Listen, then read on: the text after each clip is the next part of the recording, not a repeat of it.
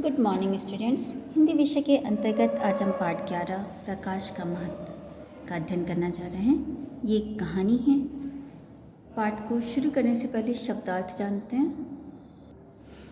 दूरदर्शी का अर्थ होता है अनुभव के आधार पर भविष्य में घटने वाली घटनाओं का पूर्वाभास कर लेने वाला। अकूत का अर्थ होता है अपरिमित या बहुत अधिक। कुशल, चतुर, दक्ष या प्रवीण। सुलभ का अर्थ होता है सरलता से प्राप्त हो जाने वाली। दिन निकट होना अर्थात मृत्यु का आभास होना। अर्चित अर्थात कमाई हुई। विभिन्न का अर्थ होता है अनेक प्रकार की।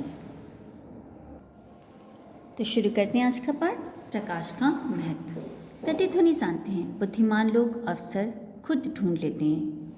यह कथन फ्रांसिस बेकन द्वारा कहा गया था। अर्थात बुद्धिमान लोग जो हैं अवसर की तलाश अपने आप कर लेते हैं।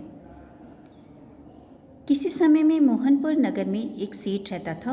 वह बहुत ही परिश्रमी, अनुभवी व दूरदर्शी था। अपने परिश्रम के बल पर ही वह एक मामूली आदमी से नगर का बहुत बड़ा व्यापारी बन गया था। नगर में उसका बहुत सम्मान था। बिना कोई हेरा फेरी किए सीधे रास्ते पर चलकर अकूत दौलत का वह स्वामी बन गया था। अकूत दौलत माने उसके पास बहुत सारी दौलत थी। समय के साथ साथ धन वैभव बढ़ता गया। समय के साथ साथ उसकी संपत्ति में वृद्धि होती गई। समय बीतता रहा और वृद्धावस्था आ पहुंची। सो स्वास्थ्य भी बीते समय की बात हो गया। अब अस्वस्थ हो वह उदास रहने लगा। उसे लगने लगा कि अब उसके दिन निकट ही हैं, अर्थात उसकी मृत्यु के दिन निकट आने वाले हैं।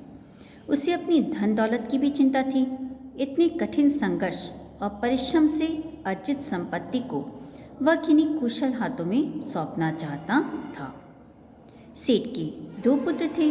उसने निश्चय किया कि वह सर्वप्रथम उनकी परीक्षा ली जाए।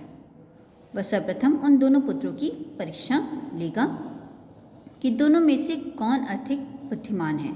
उसके बाद जो उनमें से स्वयं को श्रेष्ठ सिद्ध करेगा, अपने को श्रेष्ठ साबित करेगा, उसे सारी संपत्ति का उत्तराधिकारी बना देगा। उत्तराधिकारी माने वारिस बना देगा। उसके नाम सारी प्रॉपर्टी वो कर देगा। उसने दोनों पुत्रों को बुलाया और 1-1 रुपया दोनों को देते हुए कहा, यह लो 1 रुपया और अलग अलग बाजार जाओ। इस 1-1 रुपये से कोई ऐसी चीज़ खरीद कर लाओ जो इस घर को भर दे।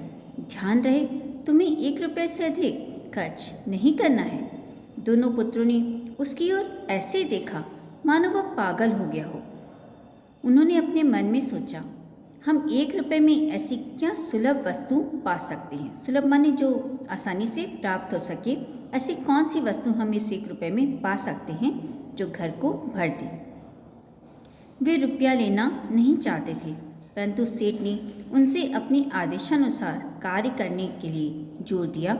उसने कहा, तुम जाओ और इस काम में अधिक समय मत लगाना।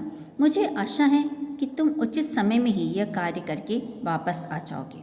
दोनों भाइयों ने 1-1 रुपया लिया और चल दिए। पहला युवक बाजार में इधर उधर घूमता रहा, परंतु उसे कुछ भी ऐसा न मिला जिससे उसके उद्देश्य की पूर्ति हो सके। उसने सब दुकानें देखी, परंतु उसे कुछ न मिला। उसे अब पूर्णतः विश्वास होता जा रहा था कि उसके पिता की मानसिक स्थिति ठीक नहीं है। इसी कारण उन्होंने 1 रुपये से घर भर देने वाली वस्तु के खरीदने की बात कही। वह निराश होकर अपना खोज का कार्य छोड़ने ही वाला था कि उसे भूसे से लदी हुई एक बैलगाड़ी दिखाई दी। उसने सोचा, कुछ आशा प्रतीत होती है। मैं नहीं जानता कि 1 रुपये में कितना भूसा खरीद सकूंगा। वह गाड़ीवान के पास गया और भूसे की कीमत के विषय में पूछताछ की। कीमत पर काफ़ी मोल भाव हुआ, परंतु अंत में वह सारा भूसा 1 रुपये में खरीदने में सफल हो गया। भूसे से लदी उस गाड़ी को वह घर लेवा आया। पिता घर पर ही थे। बड़ी आशा से उसने घर में भूसे का ढेर लगाया।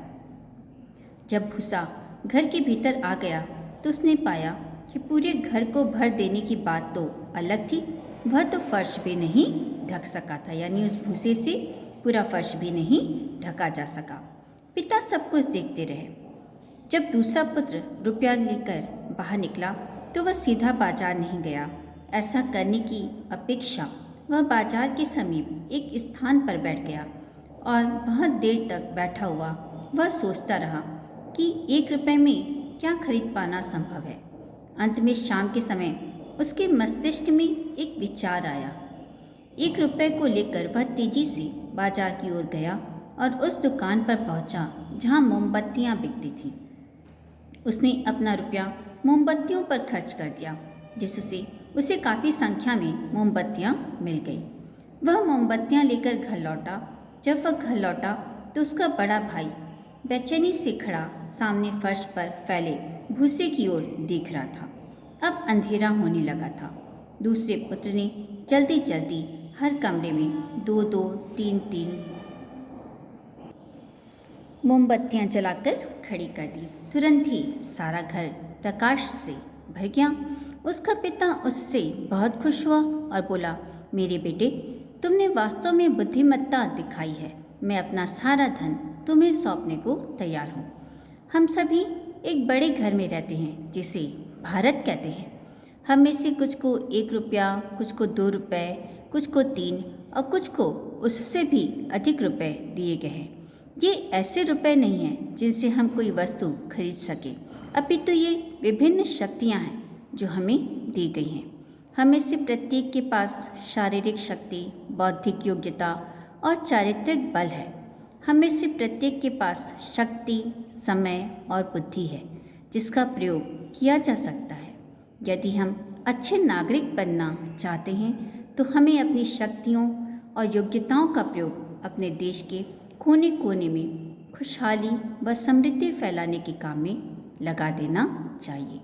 तो बच्चों, इस पाठ से हमें ये सीख मिलती है कि हमें अपने बुद्धि और चरित्र के बल से एक अच्छा मनुष्य बनने का प्रयास करना चाहिए।